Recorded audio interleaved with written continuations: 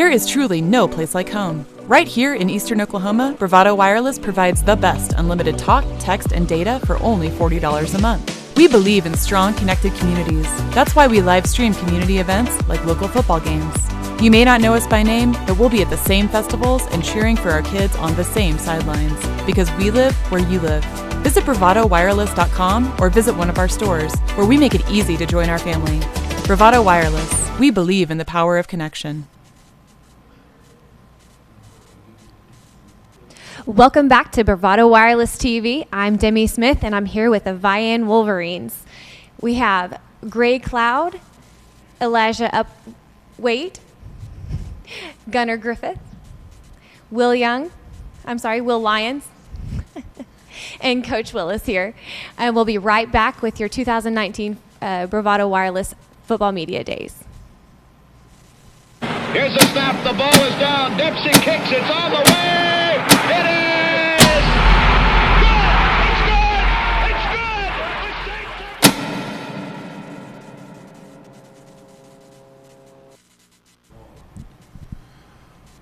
I'm Deon Amade. Welcome back to the Bravado Wireless Media Day. First question for the ball coach up there. What have general thoughts about the upcoming season? We return a lot of players, a lot of experience. Had a good year last year. Injuries kind of got us late in the playoffs.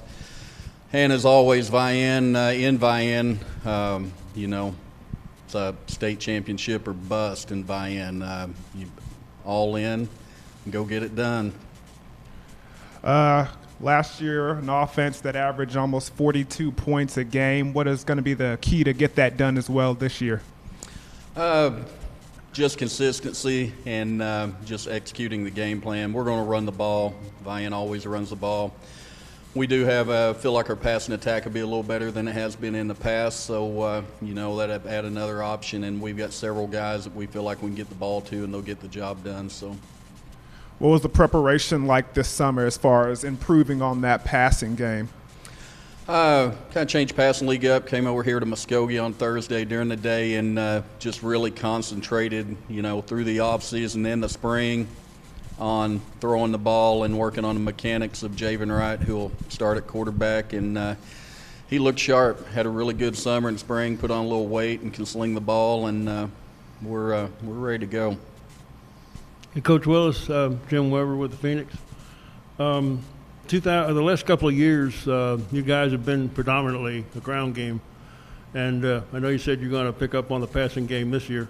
Do you think it's going to be a 50-50 balance, or you're still going to be predominantly a ground team? No, it'll be predominantly run game. We're a lot of running backs and, that kind of thing, but we will be able to throw it more when we want to than when we have to. Yeah, well, we'll be run heavy.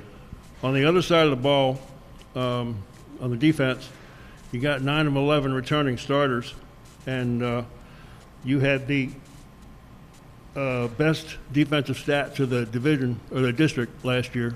You think your bunch this year can repeat that? Yes, I do.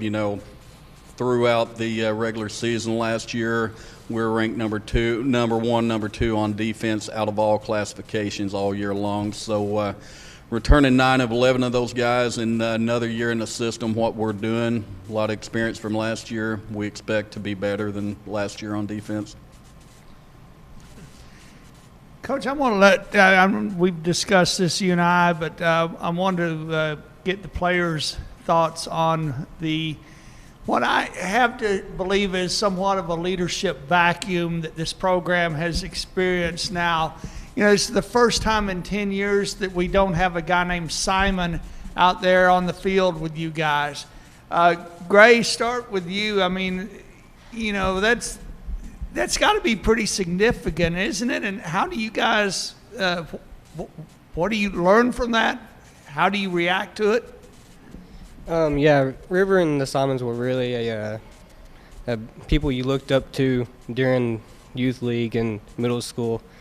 But they graduated, they're on doing their things, and I think that Elijah Wright and myself and William and Gunnar will meet their standards they had. Okay. Elijah, what have you guys done as talking between yourselves, knowing that somebody's got to step up in that role now? What have y'all talked about this offseason in terms of establishing that? Just going with the people we have. We believe that we're going to be the best defense again, and just believing in ourselves and believing in what the coaches are, what scheme they're going to put in for that week, and we just believe in ourselves. It's not cocky, it's confidence, and we're confident in ourselves, and we believe that we're going to do what we work for. But you come across as a kind of a vocal leader. Were these guys were both leaders vocally and by example. How do you define that leadership personality of this team and of you guys going forward? From the time I moved to VIAN, River was someone I looked up to because of how hard he worked, and he wasn't all the time vocal with us. He did something and we followed him because we knew he was going to do the right thing and lead us the right way. So just looking up to him, he's helped us become better leaders, and we want to do the same things for the kids below us. Well, your VIAN roots grow deep, and also from a leadership standpoint. Obviously, your dad came way before the Simons. Just in kind of conversations between you two guys on what it means, to be that guy. How do those go? Between me and my dad? Yeah. He's always been telling me I'm a leader, and it took me 18 years to realize that, but I'm finally stepping into the leadership role and just trying to do the right things to lead my team the right way. And I have great supporters behind me, and we believe that we're going to do great things. And we want to win a gold ball, but at the end of the day, becoming great men is what we want to do. Okay, shifted over to these guys, Gunnar and Will. What are your thoughts here? How quick did that leadership vacuum change after graduation? It changed pretty quick. We're a brotherhood, and we push each other to the maximum to have such a good defense and expect the best. So, I don't think I've ever met somebody as hardworking as River Simon or as Riley or any of the Simon boys. So, Elijah is stepping in to be one of the top leaders of us right now. So just staying confident in ourselves and as a team in a whole, just to get the thing done. What do you stay with you, Will? What did you learn going through last year? You guys pulled a remarkable win at Millwood. As Coach said, injuries started kind of piling up. You guys came back home, and things didn't really go your way. How does that motivate you, or how has that motivated you this offseason? To just work harder in the little things. We got the talent and the size to go to the championship and even win it. It's just like the little things, just the mechanics and all that. Elijah, I see that you got nominated for the VIPE Top 100. Talk a little bit about that and how honored you were to get that. I wouldn't be doing any of that without my team, because it takes 11 guys to be able to achieve having a great season and just let me be open enough to go make the tackles, and that's what they did for me. I have a great D-line in front of me, and they're the ones that should get all the credit. Coach, going back to you, 3 of the first 4 games are on the road to start the season. Talk about how tough that's going to be and what you're looking forward to most in the schedule. They are. There's actually a schedule change. We'll be 4 of the first 5 now with both scrimmages away. So we had a week 3 cancellation by Okmulgee. Got hooked up with the Wausau JV, and we'll travel up there as well. So we lose a home game. It doesn't matter. We played some of our best football on the road last year. Obviously, we love being home and the VIAN atmosphere, and it's a crazy place. Everything's closed down. Reminds me of Friday Night Lights, a movie. Everything closed down for football on Friday night in VIAN, but they'll travel well. Our crowd travel, and we'll go on the road and compete wherever we're at, and we're liable to have more in the stands than the home team. So we thank our community for that. This question's open to anybody. Tell me a little bit about some of the preparations this summer that you guys had to do. I mean, what was the workouts like? How did y'all get together and prepare for the upcoming season? Just spending more time with each other. Last year we were close, but other than football, we would go fish together and just do other things. But this year we're actually brothers, and we're close, and everything we do is together, and that's what I think you have to do to be able to win a championship. And the workouts, they were tougher, and they're pushing us harder this year because they know that we're capable of winning it all. And just working out and running isn't always the best or most fun thing, but we know that that's what it takes, and that's what we're going to do. Cloud, what was one of the worst parts about those summer workouts? Honestly, probably the abs at the end. After we got done working out, we'll probably hit the abs, and it's probably the worst, honestly. It pays off, though. It does. All right, so as far as for you guys, what was the worst part about the summer workouts? I'll probably have to agree with Gray. Those were the worst, was towards the end, and you had to push to the limit.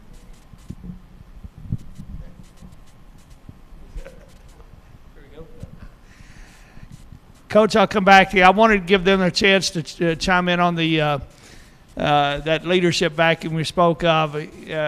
Having heard them and all, I'd like you to elaborate on that. You've coached through all three of these guys. Two of them wound up at TU. The other one's up at West Point now.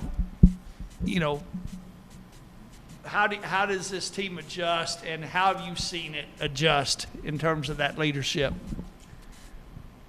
No, you. Yeah, Coach. Me? Okay, yeah. I thought you were passing it to the guys. No. Yeah, I've been doing this. This is my 21st year, and the Simon boys are special. Like they say, their work ethic was unbelievable. Their leadership, they were vocal, but they did a lot by example. And, they walk in a room and, physical stature was something, that kind of thing, and guys followed them.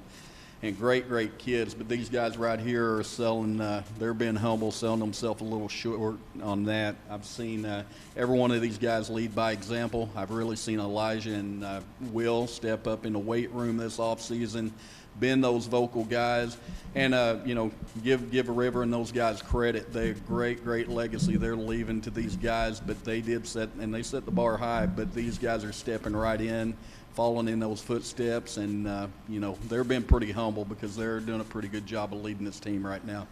We had a streak of 9 out of 10 defensive players of the year. I think they came from here, small school defensive player of the year on the All Phoenix team. One of those years, I think it was Rivers' freshman year. He didn't get it, but he got newcomer of the year. Talk about these guys on defense, and who can step up and at least continue this streak for VIAN. Again, it's not arrogance, it's confidence in this group. And when I say that it could be any of 7 or 8 guys, our front 7 is as good as, especially in 2A. But, you ask Coach Wright or Coach Winans, our defensive guys, they may tell you this is the best defense in the state, and they don't care what classification. And, again, that's not being arrogant, cocky. We've, there's 7 or 8 guys that are at any time could be the player of game, that type of thing. We're pretty blessed right now, and these guys run the football, and defense is fired up right now. We haven't talked a lot about offense, but the defense is doing a good job. All right, this one goes to Gray. Last year you played mostly a backup role, not a backup role, but a part-time role as a running back. But you still managed 8 TDs on 73 carries. Now, this year as a full-time back, first of all, after these summertime workouts, which are going to wear you out, are you ready for the full challenge of the full-time role? Yes, sir, I am. Yeah, that it can be a whole lot more with that full workload. Do you think you can maintain that TD rate? Yes, hopefully. That's like 1 out of every 10 carries. So. Yes, I'm hoping to. But I can't do anything without my line, and the line we had last year was great, and the line we're going to have this year is great. So That was a good question I had too, Coach.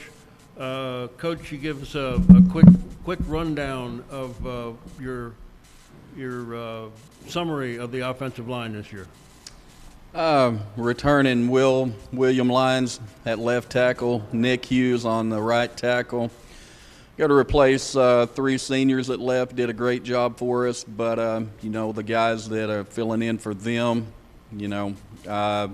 Jacob Brockman, Breck Escogido, 2 or 3 for another spot there. Some younger guys.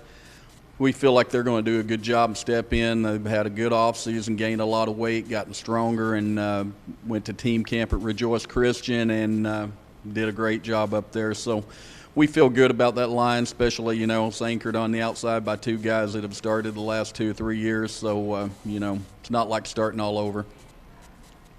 Okay, one more for Gray. This is an easy one. What NFL running back would you compare your running style to? Honestly, I don't watch much of NFL, but my favorite running back in the NFL is Alvin Kamara from the Saints. I love his balance. I try to get my balance to where his balance is at. Stays on his feet quite often, so that's what I try to do. All right, guys, I see y'all are pretty media trained. Let's get y'all to cut up a little bit. Tell me a little bit of what that locker room atmosphere is like. I'm going to start with Will over here on the end. y'all seem like y'all are pretty sturdy and y'all are pretty coached up and disciplined, but when y'all let loose, what kind of music y'all listen to? What's that locker room like? Well, me and Elijah, we always goofing around in there and just like throwing the football as hard as we can at people. We be in 6-hour weights, and like when 7th hour rolls around, like if somebody walks to the door, I'll try to run them over. I don't know, like we listen to like a lot of Drake and like just any kind of rap music, pump up songs, stuff like that. Gunner, you look like you weren't into that Drake answer there. What's the music you're turning on in the locker room? Well, I mean, I don't always get to pick the music, but most of the time we do have football running on the TV, and we have a lot of messing around, but when it comes to time for football, we're lifting, we get serious. So. All right, Cloud, I see you got your head down. It looks like, are you the DJ in the locker room, or is there a specific thing that you like to turn on? No, I'm not. I just I let them guys have their fun and just watch them and just enjoy it. Honestly, it's pretty great watching them do what they do in the locker room. As far as I heard you said that y'all were fishing this summer and hanging out a little bit. What other things were y'all doing as far as getting together and just having fun and cutting up? Just recently, we all took a trip to the ranch and we did skeet shooting. We fished and rode horses, and then we ride jeeps around the ranch. And just being around them is crazy because we can't go 10 minutes without everybody busting up laughing or somebody making a joke. Especially my little brother Solomon. There's never a dull moment around him, and he makes half the team mad, but half the team, like, half the time they'll be mad at him, but half the time they're laughing at him. But you just have to catch him at a good time.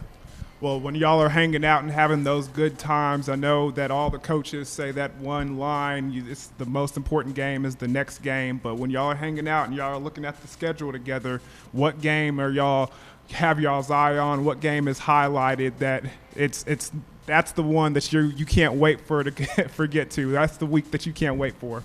Ours is week 1 right now because I can't. Eufaula, I can't say. Speak your mind now. Speak your mind. Everyone thinks they're gonna beat us, but it'll be a good game. We'll see.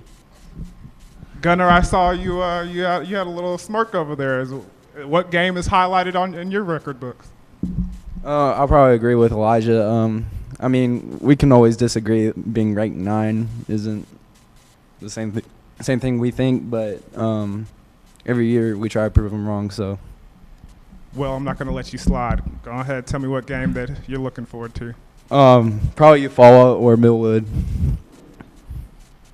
Pass the mic. I know you're trying to grab it. What game is that game that you're looking forward to? For me, it's definitely Hall and Hall.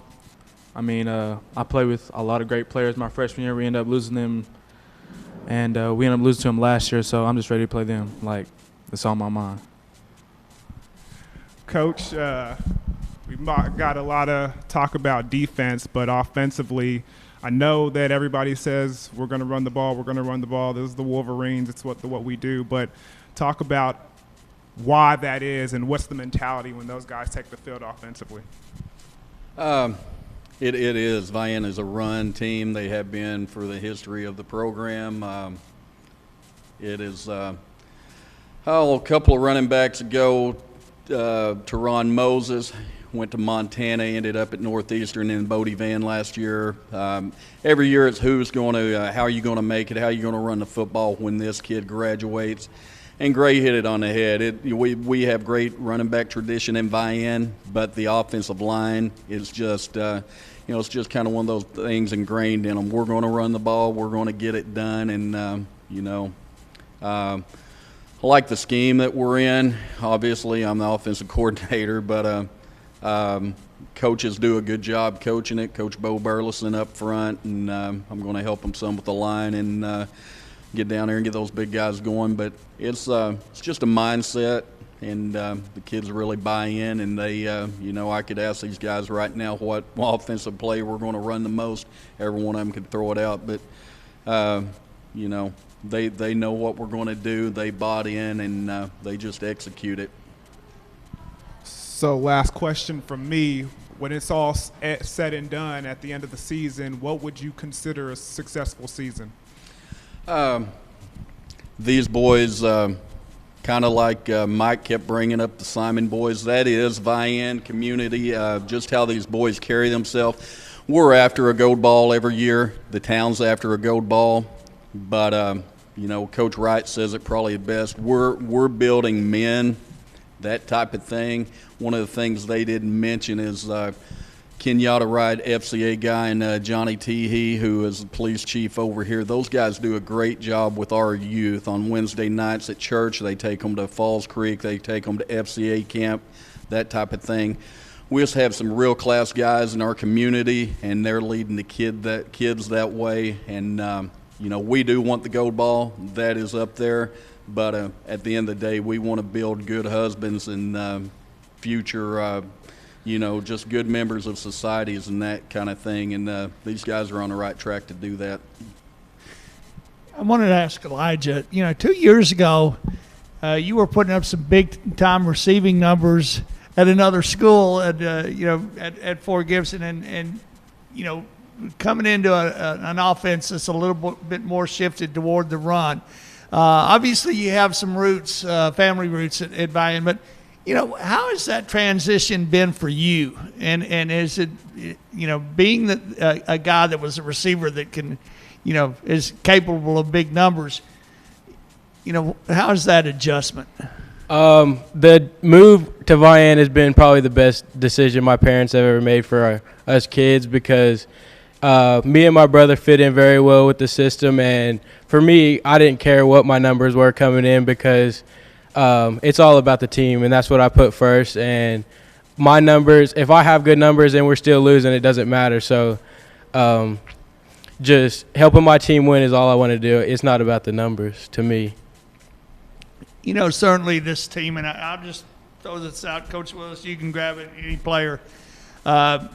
Listening to the games you guys focus on, yes, this program is about going deep in the playoffs and vying for gold balls. But, it's interesting that, there's no district. There doesn't seem to be that district rival anymore per se. And, you look at a program like Oklahoma, which, obviously there's some contenders there, but they're all talking about the Final Four.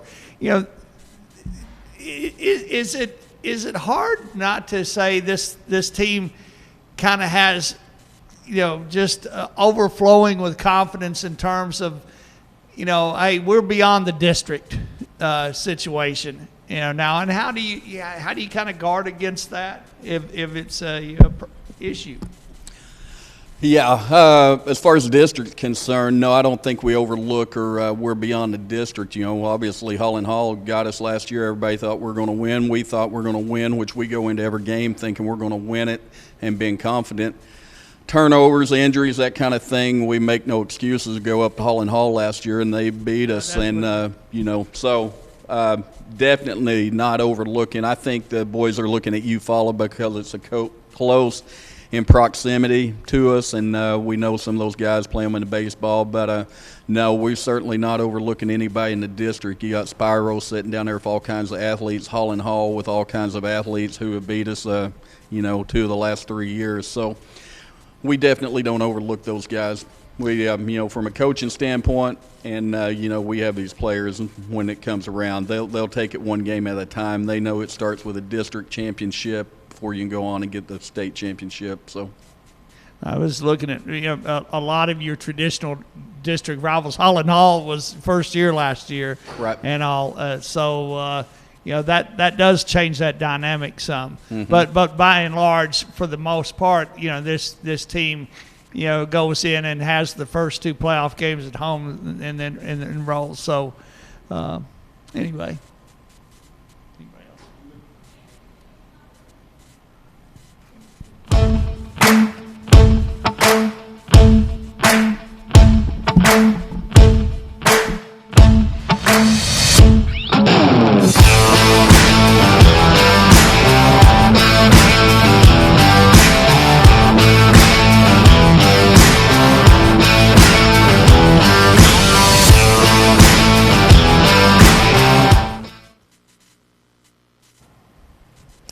Big thanks to the VIAN Wolverines for coming out today. Stay tuned to Bravado Wireless TV for more football media days.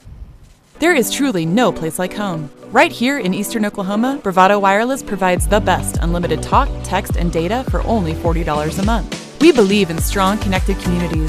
That's why we live stream community events like local football games. You may not know us by name, but we'll be at the same festivals and cheering for our kids on the same sidelines, because we live where you live. Visit bravadowireless.com or visit one of our stores, where we make it easy to join our family. Bravado Wireless. We believe in the power of connection.